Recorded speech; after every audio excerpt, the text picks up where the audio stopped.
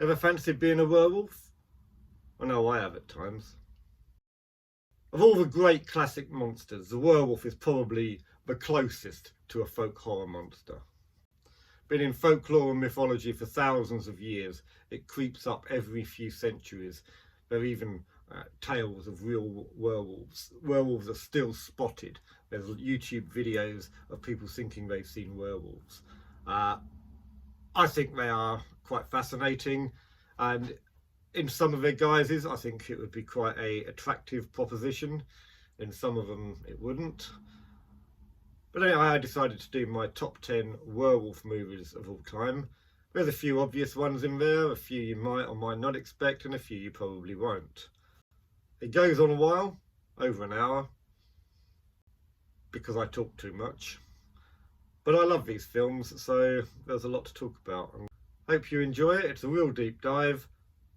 Let me know what your top 10 werewolf movies are, if there's any here that you wouldn't have included, if there's any that you think should have been included.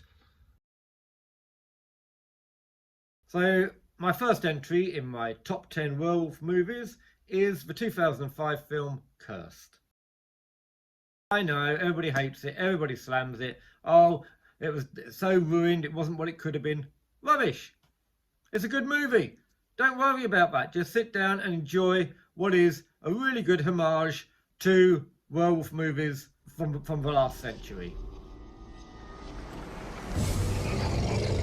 Billy, watch out!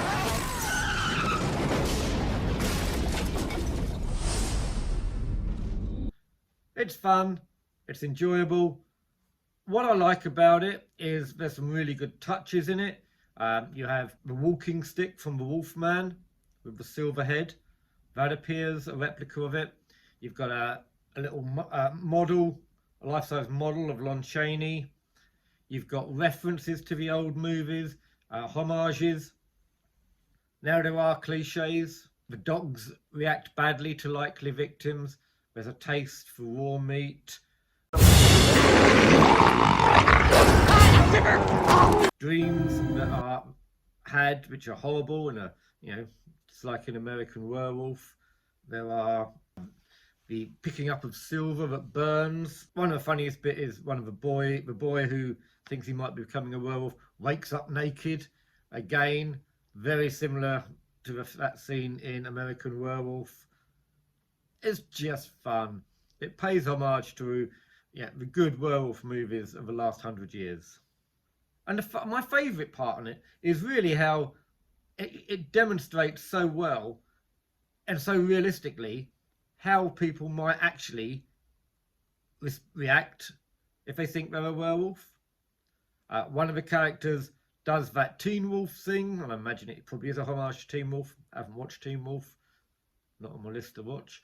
But he goes in, he does the wrestling with the jocks, and he wins.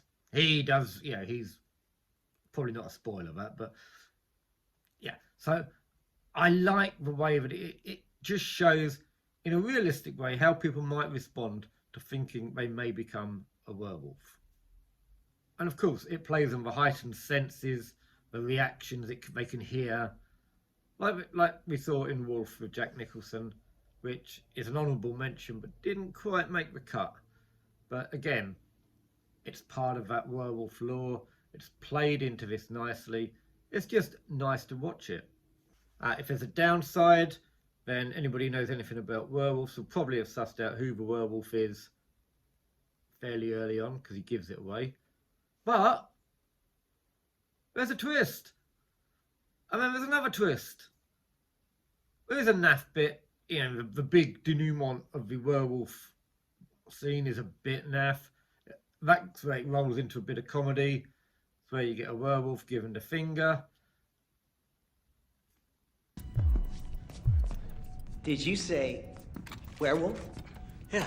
Maybe that's funny. It didn't detract from the rest of the movie. It's a nice movie. It's worth a watch. Christina Ricci is, of course, brilliant in it. She was the scream queen of the time. She doesn't let down in this. And yeah, just a really good fun werewolf movie. Transformations aren't the best. They're not the greatest werewolves, but It's the story is what holds it together. It's the story that really carries Cursed, and that's why it's my number 10.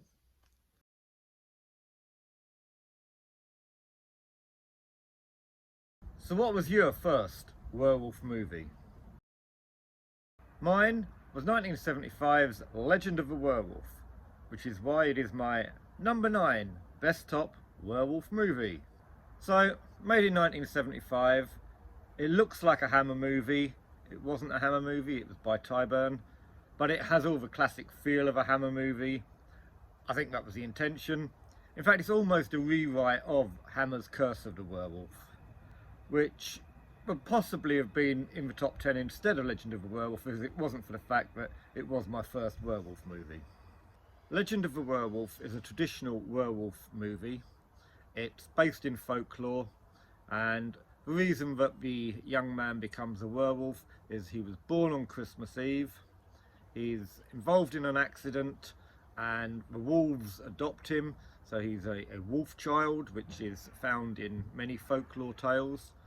And he is rescued, adopted, kidnapped by a travelling showman who is played by Hugh Griffiths, who was also in Gone to Earth, in quite a few of these folk horror, gothic, folk drama programs and films.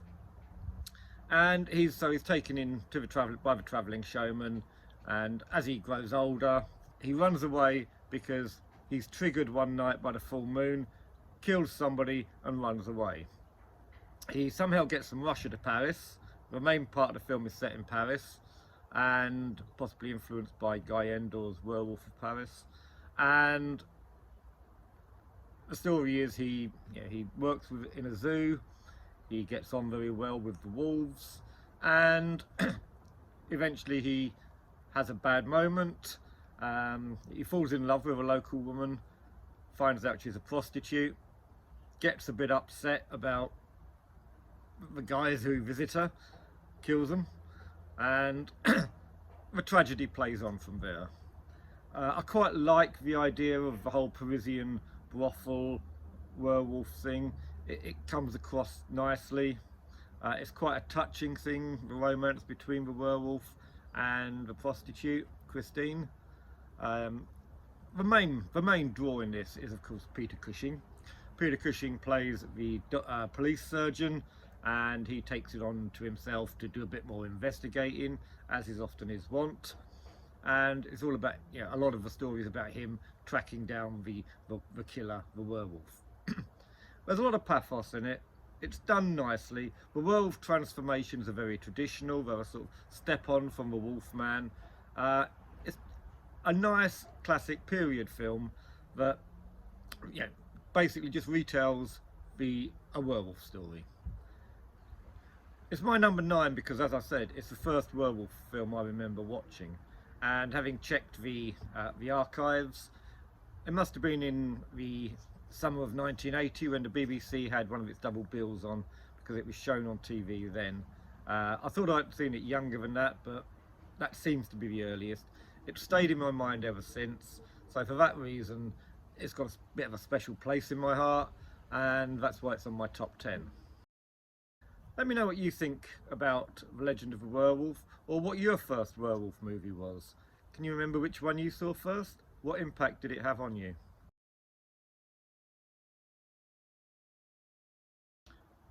Does a werewolf movie have to be a horror movie to make it good? Hysteria. Combat disc.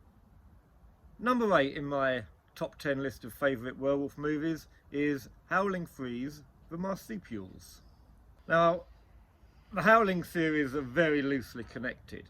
The first 3 tried to put together some vague idea of them being connected in the same world with different werewolf tribes across the globe. I don't think you need to have seen the others to watch one of them out of sequence. They did go a bit downhill after that. I'll talk about the Howling movies maybe at another time. The reason I like this one, Howling 3: The Marsupials, is it's not really a horror movie. I find it a really touching romance movie. The whole story is about a werewolf girl who escapes from her tribe. They live in a bit of a backwoods area of Australia. She's been raped by her stepfather, which seems to be the tribe's way, and she decides to run away. She gets to the big city, she meets the boy, and he falls in love with her, she falls in love with him, and it's taken from there. It's about their struggle to survive. They're being hunted down by a scientist and the military who are trying to exterminate all werewolf packs. The scientist is trying to study them. So you've got that drama of them closing in. There's a side story about a werewolf from Russia. She's coming down to meet the tribal leader of the Australian pack. The Australian pack are marsupial werewolves. The Siberian Russian werewolves are not, so I'm not quite sure how the biology of that would work. We see how the biology of a male and a female marsupial werewolf works, because a lot of the story is about the werewolf girl and her partner bringing up a child.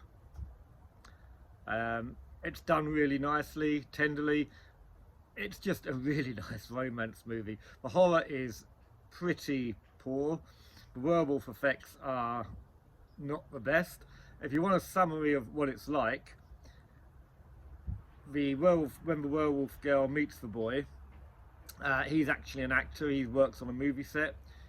He wants her to be in the movie because she's so beautiful and wild and captures the spirit of the part he wants. And amazingly, he's making a werewolf movie. On their first date, he takes her to a cinema where they're showing a werewolf movie called It Came From Uranus. That is the level of 80s comedy horror that we're stuck with here. And if it wasn't for the romance tale underneath it, this would probably not be in the top 10 werewolf movies. But it is that romance, it is that idea of how a boy, a man, lad, whatever, man, how a man and a werewolf woman can get together, how they can fight for their love, how he doesn't run when he finds out that she's a werewolf. She's surprised at that as well, and how they overcome the difficulties and bond. And I just kind of find that kind of mismatch, that kind of what if, quite fascinating.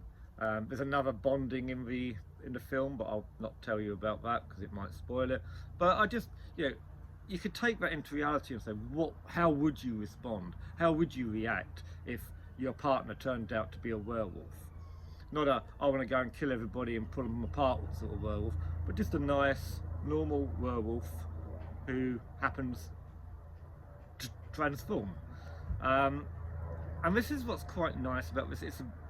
It's not really about the killings, it's about the way a different species or different sort of human live, and the persecution they face, and the fact that they fight against it, that they triumph over that sort of division, just makes it a nice movie. Good movie to watch. If you want it in a horror movie, pick something else. If you want a little quirky romance, this is lovely. I love it. So that's my number 8, Howling 3, The Marsupials. Number 7 in my top 10 werewolf movies is one of the earliest, Werewolf of London from 1935. Now I'm a real sucker for the early 1930s, 1940s Universal black and white movies, and one of my favourites is the 1935's Werewolf of London. It's the first werewolf talking movie, so a lot of people think that Wolfman 1941 was the first. No, there's this little gem from the 30s, and although it didn't really do that well at the time, it didn't really take off into cinemas, it set the standard for what came later. Now there's a lot of arguments that all today's werewolf mythology comes from the Wolfman, but in fact it was Werewolf of London that hit first with a number of the tropes that we're familiar with. It was Werewolf of London but established the full moon concept. Although that was found in some short stories previously, it is the full moon and the full 3 days of the full moon that are first mentioned in Werewolf of London. There's also the reaction of pets and animals to the werewolf. They react very violently when a werewolf comes in, apart from one dog who reacts quite violently and then suddenly seems to be very docile.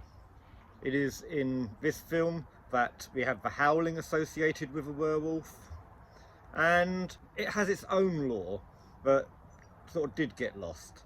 So there is the idea that a werewolf instinctively seeks to kill the one it loves the best, but a werewolf must kill at least one person each night of a full moon or become permanently afflicted.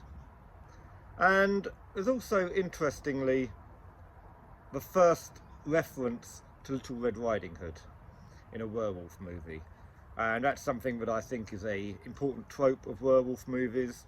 It does stem from that old folktale, fairy tale, A Little Red Riding Hood. So the protagonist jokingly says to his landlady, "What would you say if I told you I was a werewolf?" And she laughingly replies, "I'd tell you I was Little Red Riding Hood." I think that's an important little link, because it got forgotten over the following decades, but the werewolf movie is instinctively driven by the Red Riding Hood myth, so it's nice to see it in that early touch. The story of Werewolf of London is quite simple. A professor goes abroad, he's looking for a rare plant. Turns out that plant is an antidote to werewolfery. It only lasts 1 day though, so it's a bit of a rubbish antidote, and it's a hell of a long journey to go and get it. So that bit doesn't quite add up. But anyway, he goes, he brings it back. Whilst he's over in Tibet looking for the flower, he gets attacked by a werewolf. The first ever werewolf attack in a talking picture. He comes back. It's then much of a sort of Jekyll and Hyde story rather than a werewolf story. He is obsessed with his studies, very neglectful of his wife, who has a childhood friend come along, which causes a bit of jealousy, understandably. And so you've got that whole Jekyll and Hyde story going on, which is probably how this film fits into the overall cinematography, rather than in the latter werewolf movies. The transformations are quite good. They're done quite cleverly, so that there's a mixture of keeping very still and having stuff applied, but also I think a mixture of that special makeup effect they had, so that they could change the filters and get changes in the face and the hands without moving. So it's nicely done. For the first time it was done, it's quite experimental and it's quite effective. It doesn't make him unrecognisable. People see him in his werewolf movie and they actually recognise him, which he is obviously aware of, because he disguises himself when he's in werewolf form, going around with a little cap on and an old coat. All tropes that probably for a good reason got dropped in later movies, but it's interesting to see them there in this first movie. So yep, he's out, he's a werewolf trying to kill the one he loves the most, according to the legend. Not a lot more to say about the story without spoiling it, but it rolls along. There are the usual elements of 30s and 40s Universal movies. You get the comedy duos, the little supposedly humorous bits. At first I didn't like them when I was watching these movies, but I've come to appreciate them as part of the genre of the time. So that's my number 7 on my top 10 list of werewolf movies. It is the earliest. I still think it holds up. It's an enjoyable watch, and it's interesting to see how that story and how that myth developed in the following decades.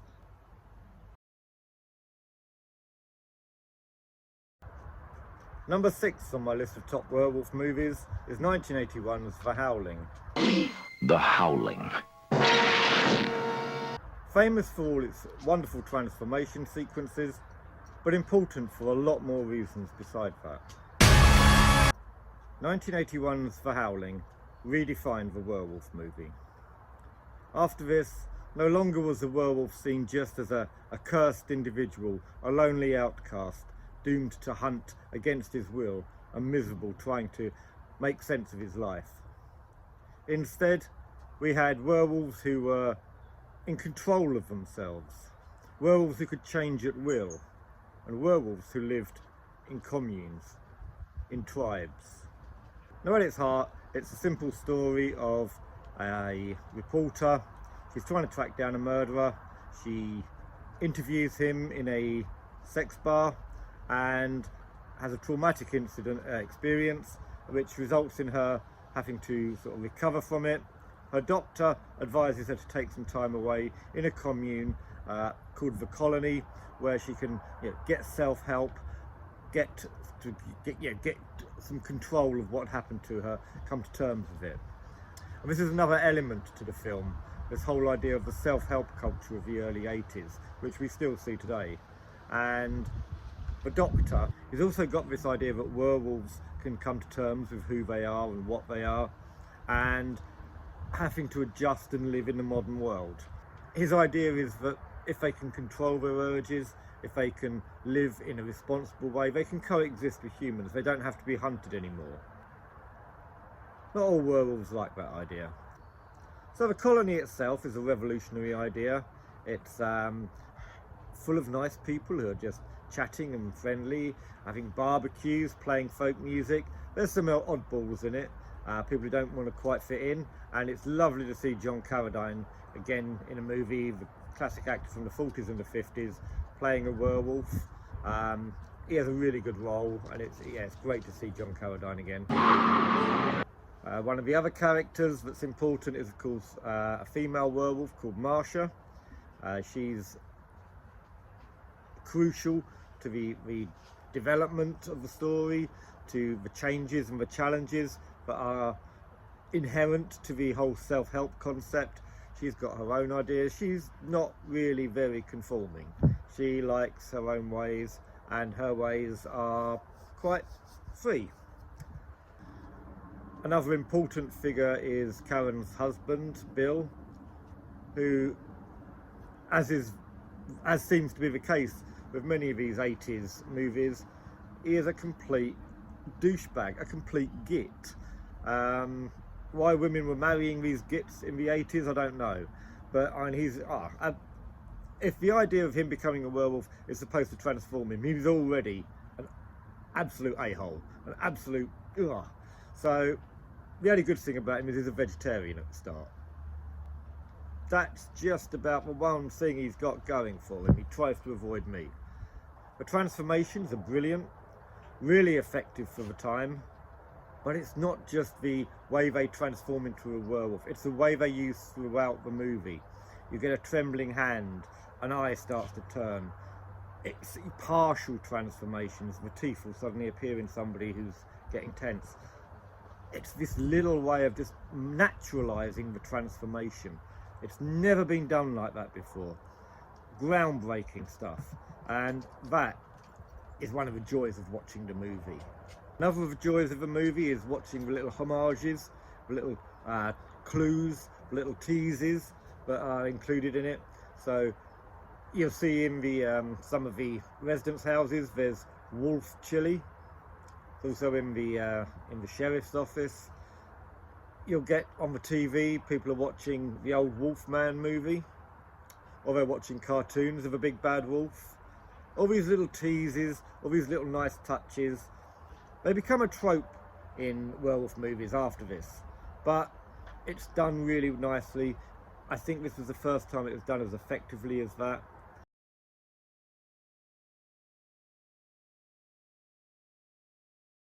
So as we enter the top 5, number 5 on my list of top werewolf movies is the 1941 Universal classic, The Wolfman. It's hard to overstate just how important The Wolfman is in the history of werewolf literature, movies, legend, whatever. It is the pinpoint that is the centre of most people's common understanding of what a werewolf is. Lon Chaney plays this with a pathos that is unlike most of the great movie monsters, with the possible exception of Frankenstein. So it's set in Wales, and basically it is the classic werewolf story. Man gets bit by a werewolf, and in this case the werewolf is Bela Lugosi. So not only have you got Lon Chaney Jr., you've got Bela Lugosi, the first werewolf in this movie. Don't actually see him as such, but Bela Lugosi infects Lon Chaney, who's playing Larry Talbot, and it goes through all the tropes that we are so familiar with now. Now, it didn't invent all of these tropes, but it invented a few of them. A full moon, as we know, was already in the Werewolf of London, but I think this is where the first time you get the five-pointed star on the hand. They do bring back the trope that the werewolf is doomed to kill the one he loves. That causes him great stress when he realises that what's happening to him. So it's an incredibly well played role by Lon Chaney Jr. Yeah, he exhibits a great torture, and it carries on not just in this film but in 4 or 5 sequels, each of diminishing returns. But in all of those movies, you know, Wolfman versus Frankenstein, House of Dracula, House of Frankenstein, let's go and see Abbott and Costello. He plays the same character, and he plays it with a continuity that is often lacking in these films. He plays it with that same torture, just kill me, I want to stop, I don't like this, this is a curse. I think he eventually gets out of it with Abbott and Costello, but it is Wolfman is such a great movie. It has great acting, it has Claude Rains. You know, how can you do better than the Invisible Man as your dad? It's an odd mix, you know, struggling to see Claude Rains as Lon Chaney's dad, but, you know, we have to run with it because Claude Rains is excellent. This is, you know, the classic werewolf movie. The atmosphere is brilliant. It's, you know, in the dark, in the fog, in the marshes of Wales. I'm not sure there are marshes, but anyway, it's great. It just gives the atmosphere. You've got the gypsies, the whole sort of traditional gypsy curse, which we see in future movies. Just that, it just captures everything you want and expect in a werewolf movie. Nowadays, of course, we have great CGI, we have wonderful effects, so they can climb on ceilings, they don't have to look like a half man, half wolf standing up, but a hairy beard. They can have, you know, legs that don't look like normal legs. They can do wonders now.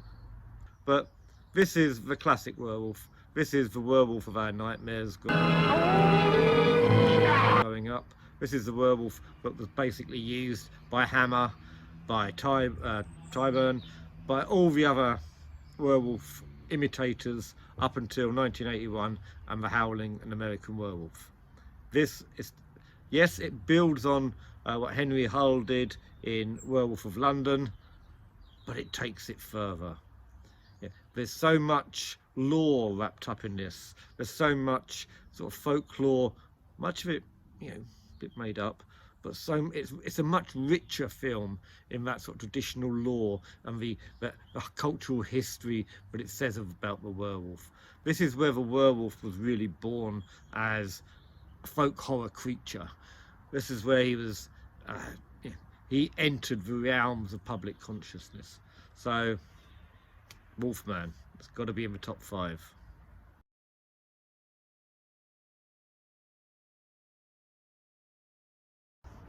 So, number 4 on my top werewolf movies is The Great Granddaddy, An American Werewolf in London.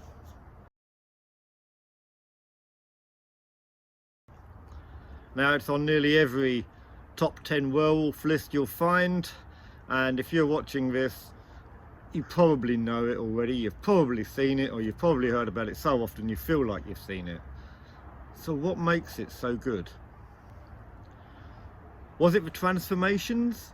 Certainly they got a lot of attention at the time and are still talked about. They are probably the most excruciating transformation that's ever been put on film. I don't think anybody here has achieved or even tried to achieve the level of excruciating pain experienced by David as he goes through the werewolf transformation. It is iconic, and for good reason. But is that what made American Werewolf?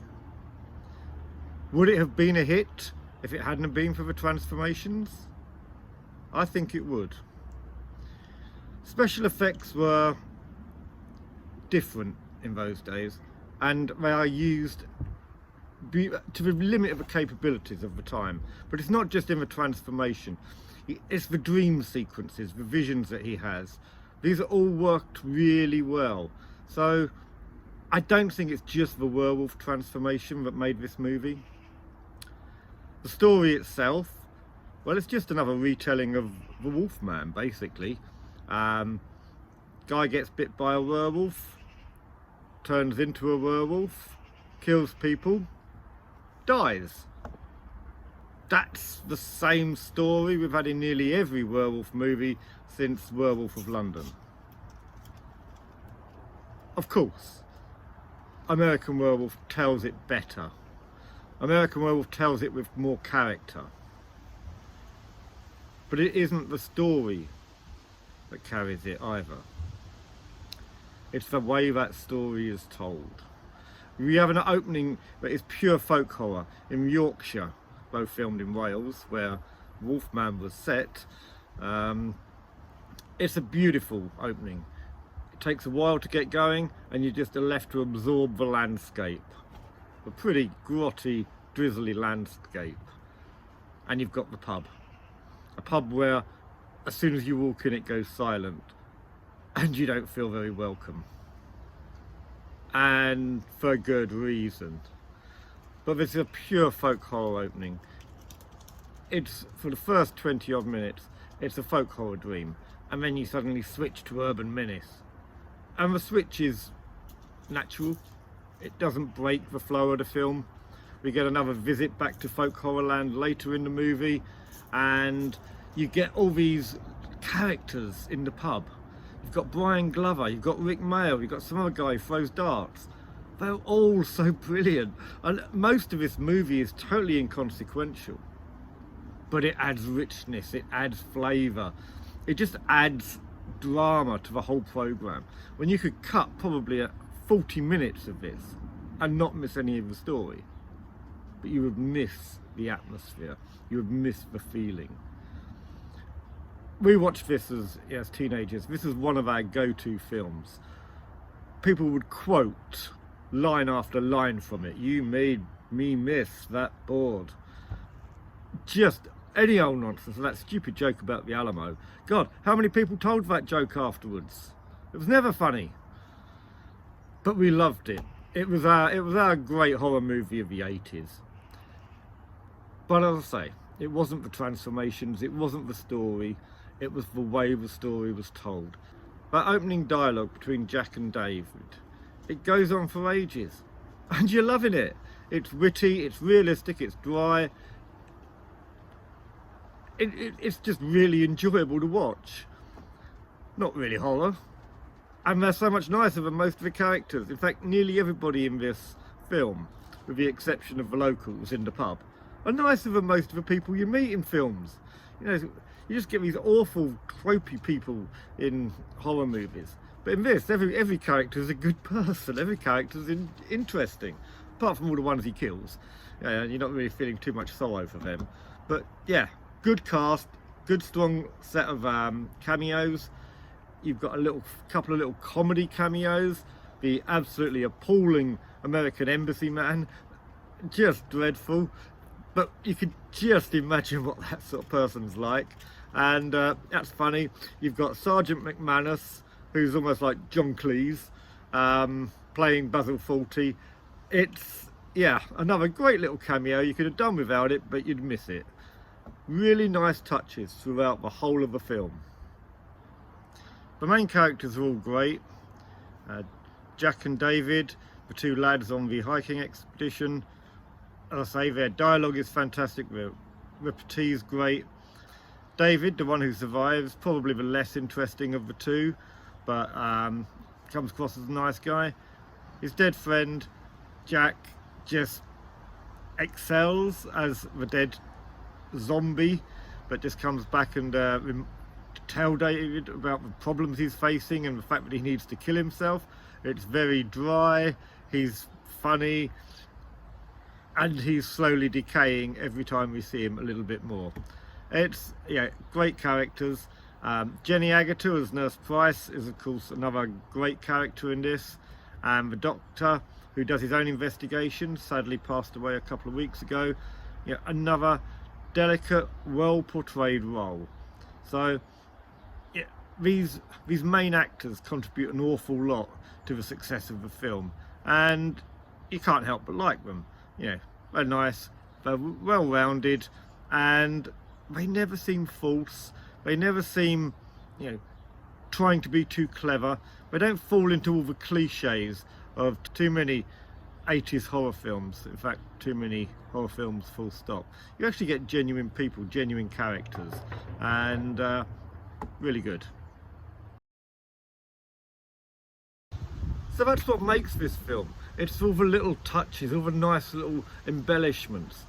And then you have the comedy, which, yeah, I think one of my favourite scenes is when David wakes up naked in the wolf pack at London Zoo, and he has to get out and get back to Nurse Miss Price's house naked. So he nicks some balloons, he nicks a coat. It's a realistic thing. You don't get a werewolf that wakes up and he's still managed to got his jeans back on his t-shirt. You don't get a werewolf who gets home without any explanation. They just deal with these very real problems that face werewolves when they wake up naked in the middle of nowhere, and they deal with it in a really funny way. Every element of this movie is subtle, well crafted, and enjoyable to watch. It's one of those films that you can keep watching time and time again. It never gets boring. You always spot something new. There's so many undertones to it. It's a great movie. Probably one of the, well, I was going to say one of the best werewolf movies of all time, but obviously probably one of the best horror comedies ever made. And it still holds up 40 years later, and it's still great. Absolutely love it.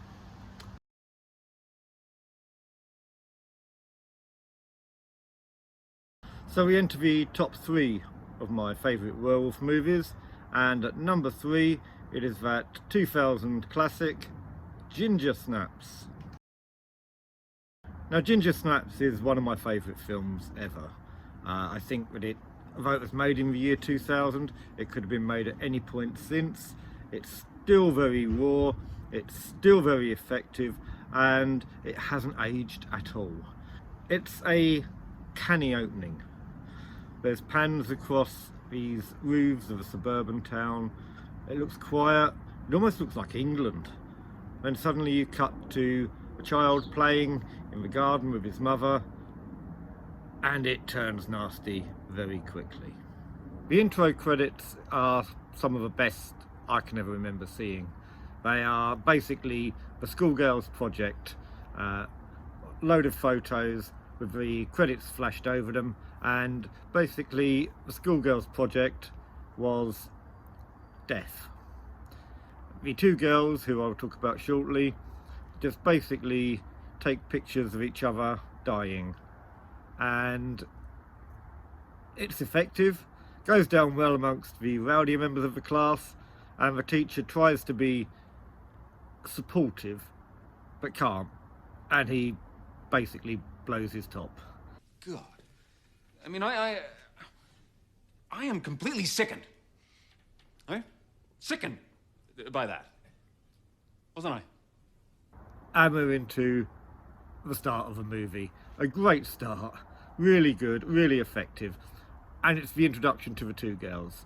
Now, the two girls are sisters, and they are Bridget, played by Emily Perkins, and Ginger, played by Catherine Isabel. The fact that they are both 15, though Ginger is almost 16, shows that they were born very close together and they're in the same class and same year at school. And they have a very thick bond between them. They've made a pact that they won't see each other out, and they'll both be gone by the time they're 16. So this plays a part throughout the movie. It comes up several times. Basically, they are two loners, and they are sort of pseudo-goths, in the way that goths often get portrayed in movies. They're obsessed with death. They're obsessed with the misery of life, the existentialist angst manifest. But they're played really well, and they're both quite actually interesting characters. So they are the dynamic of Ginger Snaps. One of the things I really like about Ginger Snaps is its acknowledgement and updating of Red Riding Hood myth. I mean, Ginger is all but red in a different guise, so I think this was obviously a reflection of the Red Riding Hood myth, which has been linked with menstruation and the oncoming of puberty many times in scholarly works. So I like the way that that's been brought into this film. Now, that again, it links back to the Red Riding Hood myth. A lot of people have interpreted the Red Riding Hood myth as being a warning of the onsets of puberty, the dangers of adulthood facing women, and that's what is played within this film, but it's tipped on its head. There's not really anyone more dangerous or anyone to be more scared of than Ginger. So Ginger's infected around the time of her menstrual cycle. It's also a full moon. A nice touch.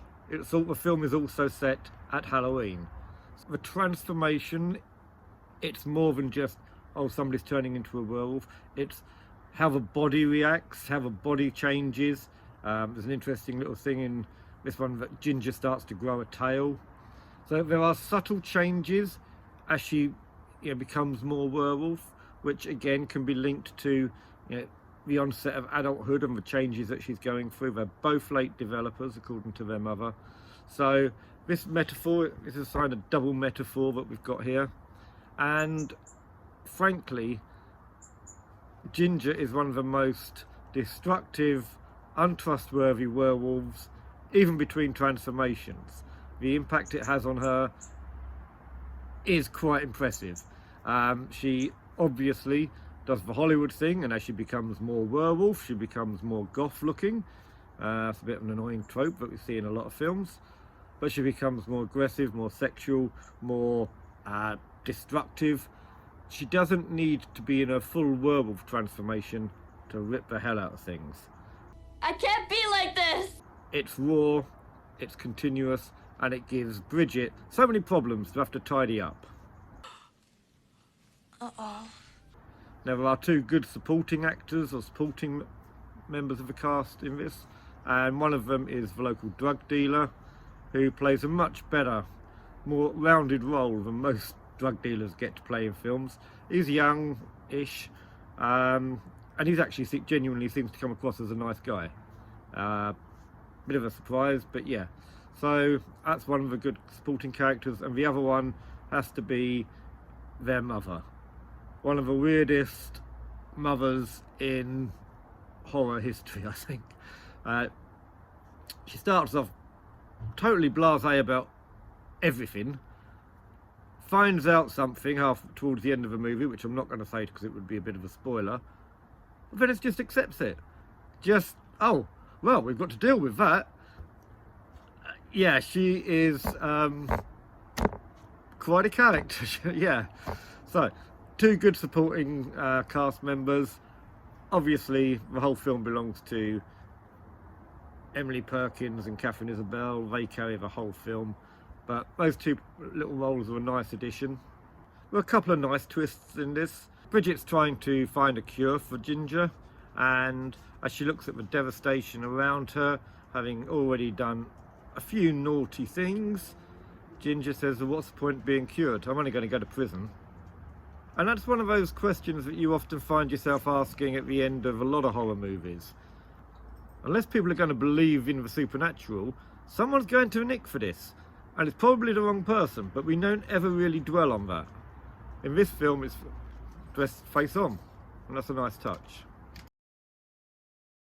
So that's why I like Ginger Snaps. It's clever, it's funny, it's groundbreaking in many ways, but it also respects the traditions of Red Riding Hood and the werewolf story.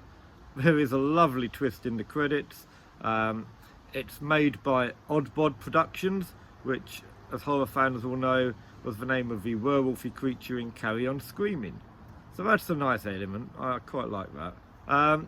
Yeah, so a totally different werewolf movie, a movie that has a lot of underlying messages and a lot of underlying story, acted well, in fact acted phenomenally well, and just really good fun to watch. So that's why Ginger Snaps is in my top 3. May not be everybody's favourite, but I love it. I think it's such a great film, and it doesn't seem that it's 25 years old now. That's incredible. It should, it feels like it could have been released a few years ago. Obviously, film experts will point out why that isn't the case, but to me it still feels fresh, it still feels exciting, it does not seem to have dated at all, and yep, an absolutely fantastic film, Ginger Snaps.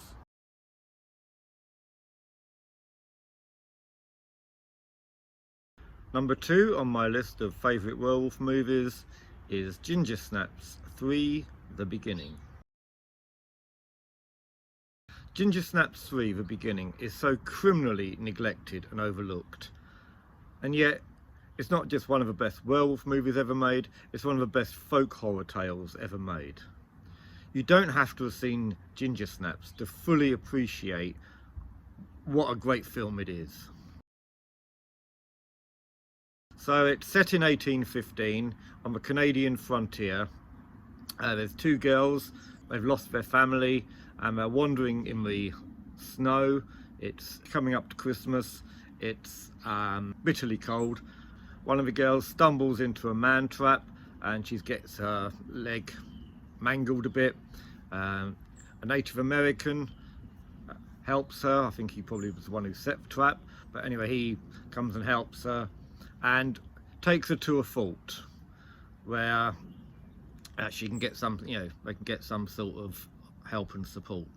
The men have been waiting for supplies to get through. The supplies haven't got through. They're very desperate men. They are attacked on a regular basis outside the fort. The things attack the fort every night, and they are very, they're tense. The preacher is frankly awful. He's a thunder and lightning misery type preacher. So when Ginger and Bridget are taken there, he instantly takes a dislike to them. He tries to trap them with a werewolf at one point. He's desperate to get rid of them. Good Christian women need fear nothing. They are not in a safe place when they enter the fort. Indians say the curse began in the time of the ancients. Legends of the day of reckoning, when death would consume the land. There's a lot about Native American prophecy underpinning Ginger Snaps 3. There is the talk of the Wendigos being brought from the French and German settlers. The Wendigos are effectively the Native American werewolves. And there's talk of a coming of the red and the black, and the one will have to kill the other, or they will pass the curse on for future generations. There's a Native American seal woman who tells Ginger that she must kill the boy or one sister will kill the other. So we have this strong Native American tradition and prophecy underlying this film. There's some nice little touches which, resemble the sort of scientific folklore of the time. So there's a doctor and he puts leeches onto suspected people. because, and I think the theory here is that if the leeches suck the blood, they turn into real leeches very quickly, and it identifies that the person's infected. So it's a nice way of portraying folk custom and science of the time and making it relevant to the werewolf myth, and that's done really well. This is a pure folk horror film with its setting, its isolation, and the native traditional curses, the traditional folklore underpinning the whole story. I don't know why it's not referenced more in folk horror literature, folk horror articles. It is a really strong, really good piece of historical folk horror. The cinematography is fantastic.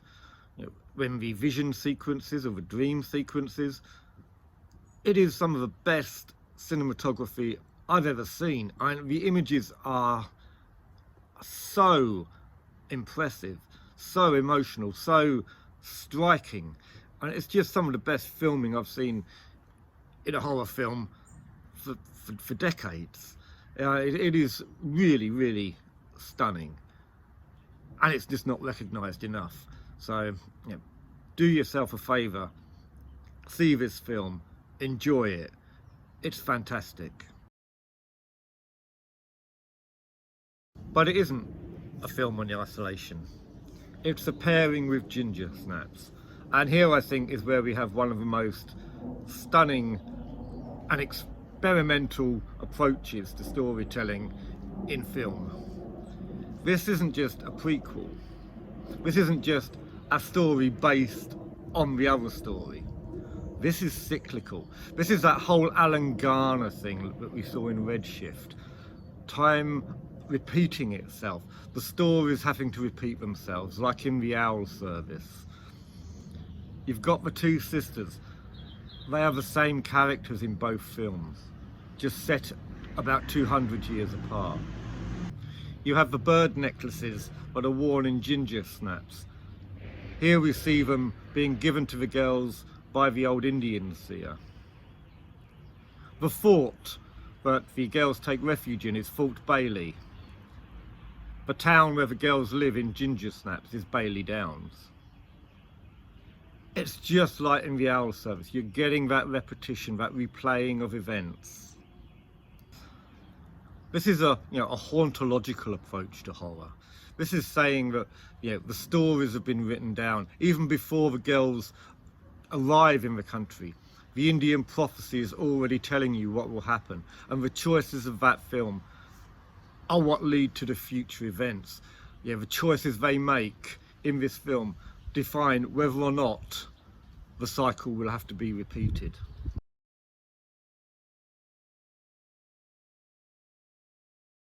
You do not have to have seen Ginger Snaps to appreciate this movie.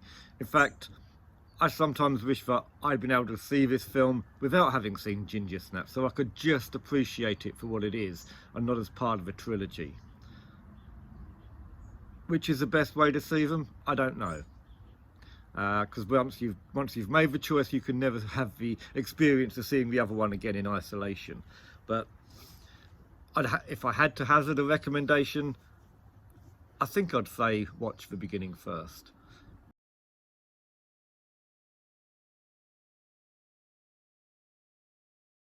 So my favourite werewolf movie of all time is the fantastic, superb Company of Wolves. Company of Wolves came out in 1984, and it is a wonderful retelling of the Little Red Riding Hood myth, told through the dark lens of Angela Carter, as told in her collection of short stories, A Bloody Chamber. This book is one of my favourite books of all time. It just takes fairy tales and twists them in a dark, delicious, beautiful way, and it is incredible that Angela Carter, working with Neil Jordan, managed to translate that onto the screen, and they did. Company of Wolves is probably it's definitely my top 5 films of all time. It's probably my favourite film of all time. I just love it. I could talk for hours about it. It is a delicious mix of fantasy, fairy tale and gothic. It is amazing. What's clever about it as well, the film, is it's not just the company of Wolf's Tale. There's a series of 4 vignettes that are mixed into the story, told in tales in the film, and they're based on stories also to be found in the collection. So they're all about wolves and werewolves in different ways. So you've got that whole continuity through the film. You've got a really notable cast. Top of the bill has to be Angela Lansbury as the grandmother. She's only 59 when she plays the grandmother, but she comes across as everybody's favourite idea of a grandmother. I first saw her in picture Dorian Gray, which is back in 1945, and of course then she went on through Murder, She Wrote. She's become an icon of the TV and movie screens, and her role in Company of Wolves is perfect. Once upon a time. Then you've got David Warner, fresh from trying to kill the Antichrist as Red Riding Hood's father. You've got a cameo by Brian Glover, straight out of The Slaughtered Lamb. That's my boy. You've got Misha Burgess, who plays the Huntsman. He also later had a role in Interview with a Vampire, also directed by Neil Jordan. And of course you've got Daniel Dax. In one of the vignettes she plays the Wolf Girl, and that is a very well-known little piece amongst the goth world. Beautifully done, a really touching vignette, and Daniel Dax does it superbly. And then of course you've got the 2 girls. You've got the elder sister, played by Georgia Stowe, who was in the BBC adaptation of E. Nesbit's The Enchanted Castle in the late 70s.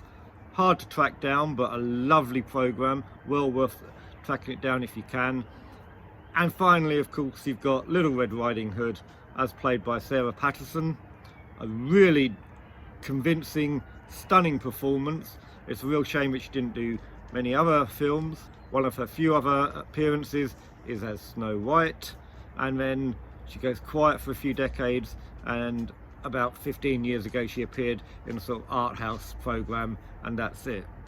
So you've got some important names in there, names that are linked with other sort of genre pieces, and they all play a great role.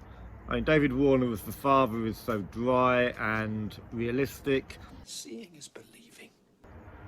Now, it's about the Red Riding Hood story, and the Red Riding Hood story has been seen as a myth about menstruation, the oncoming set of puberty.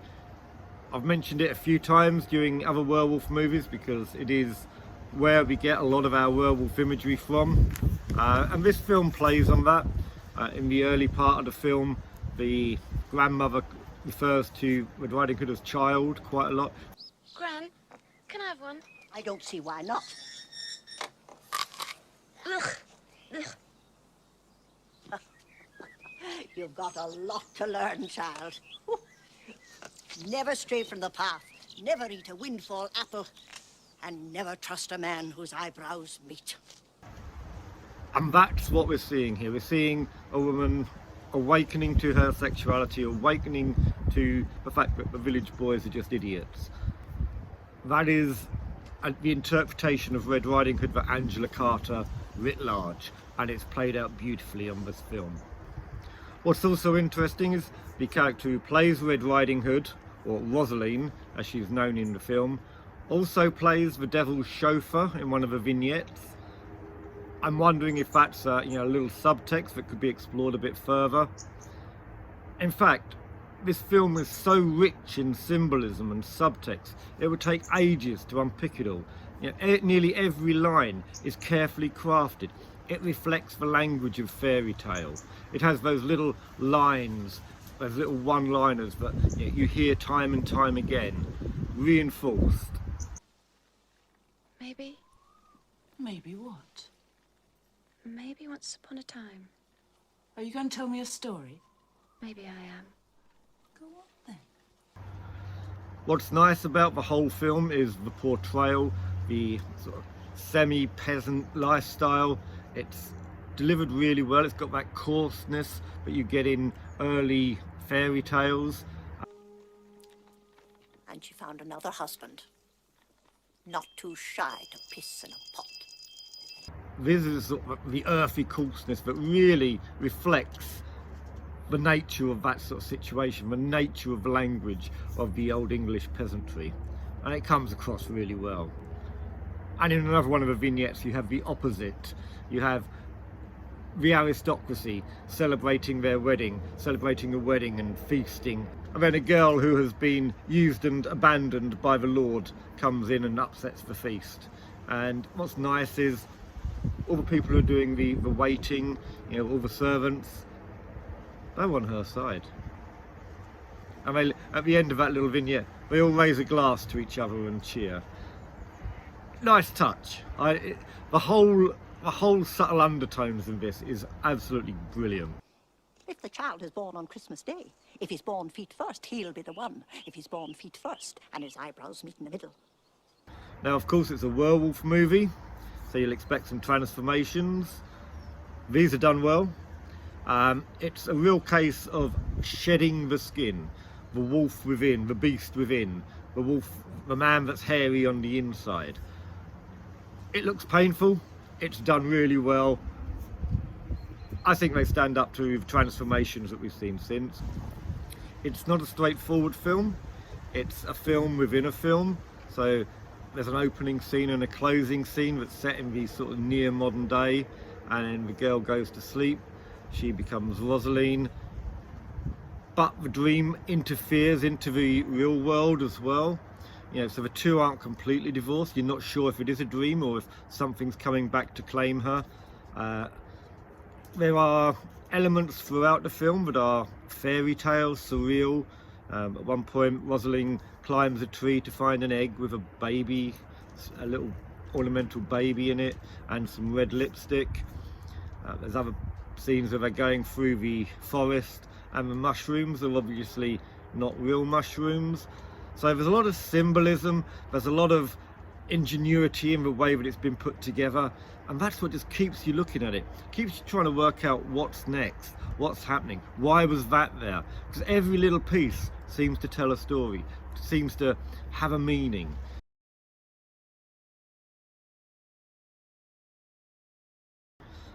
So that was my number one, my favourite werewolf movie. Was it one that you would have put in your top 10? Were there films in my top 10 that you would have expected to see and are disappointed they're not there? This will be it for Werewolves for a time. I'll be heading back into more normal territory, down the ghostly paths of folklore and folk drama. So until next time, take care. Don't stray from the path.